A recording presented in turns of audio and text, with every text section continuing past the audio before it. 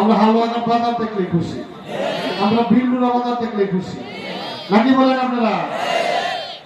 সুতরাং আমাকে সহযোগিতা করতে হবে।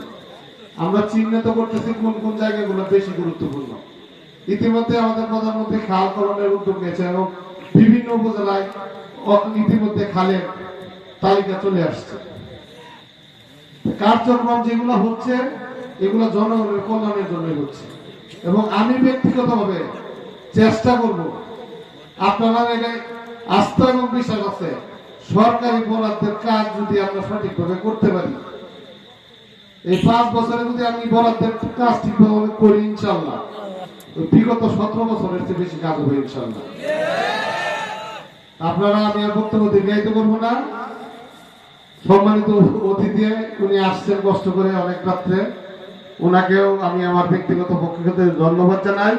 আর আপনাদের কাছে দায়িত্ব দিয়ে গেলাম, আমার শ্বশুর বাড়ি এলাকার লোক, ওনারা খাতির যত্ন ভালো করে করবেন আপনারা, নাইলে আবার পূর্বতলা যাইতে দিব না, আমার কিন্তু ঝামেলা আছে। হ্যাঁ,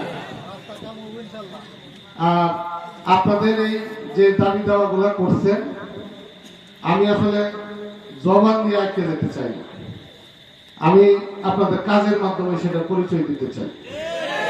আপনারা অনেক মানুষের জবান নিচ্ছেন, ফলাফল পাইছেন কিছু, তা আমি জবান দিলাম না, আপনাদেরকে ফলাফল দেখাইতে চাই ইনশাল্লাহ।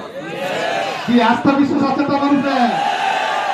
জি, ভালো থাকবেন সকলে, দোয়া করবেন আমার জন্য, আমি যেন আপনাদের সকলকে নিয়ে কাজ করতে পারি। এটা চেয়ারম্যান সাহেবকে বলা হয়েছে, সব কথা নাইকে বলতে হয় না রে ভাই।